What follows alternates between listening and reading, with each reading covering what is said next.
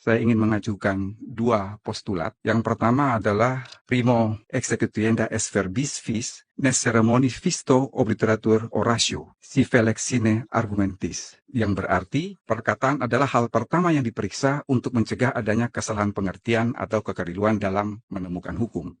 Jadi kalau kita belajar mengenai sejarah dalam konteks teori hukum, di dunia ini ada 4 sistem hukum. Ada sistem hukum Islam, Anglo-Saxon System, Eropa Continental System, dan Customary Law System. Customary Law System ini yang terdapat di Afrika, atau sebagian besar negara di Afrika. Kalau di Asia itu diikuti oleh Cina dan Jepang.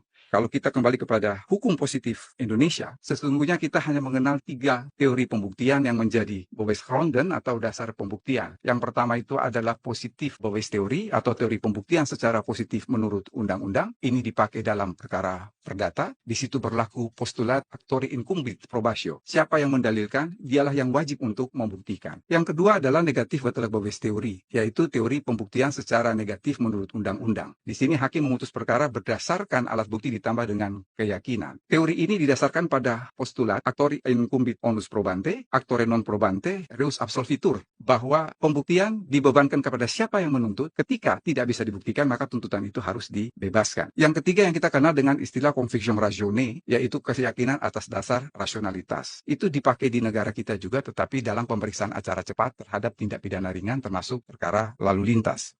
Et cumpatit probitio, qui dicit non quid negat. Beban pembuktian ada pada orang yang menggugat, bukan yang tergugat. Affirmanti non negati incumbit probatio. Artinya pembuktian bersifat wajib bagi yang mengiyakan, bukan yang menyangkal. Reo negate, actori incumbit probatio. Artinya jika tergugat tidak mengakui gugatan, maka penggugat harus membuktikan. Ada prinsip-prinsip penemuan hukum dalam hukum pidana yang membatasi hakim dalam melakukan penemuan hukum. Di antaranya adalah prinsip proporsionalitas, prinsip subsidiaritas, prinsip in dubio pro reo, dan prinsip exceptio firmat regulam. Berbagai prinsip tersebut hanya merujuk pada satu titik, bahwa penemuan hukum dalam hukum pidana tidak boleh memberikan kerugian kepada terlapor, terperiksa, tersangka, tertuduh, atau terdakwa atas kekosongan hukum tersebut. Memang ketika petunjuk masuk dalam KUHP itu menjadi suatu perdebatan, karena sebetulnya itu diambil dari pasal 339 strafvordering di negeri Belanda. Bukan istilah petunjuk, tapi pengetahuan hakim. Ketika kita berbicara mengenai keadilan substansial, tidak bisa begitu saja menabrak keadilan prosedural. Karena ketika kita berbicara mengenai konteks keadilan prosedural, di situ berlaku asas aequisitas sequitur legem. Keadilan mengikuti hukum, bukan hukum mengikuti keadilan.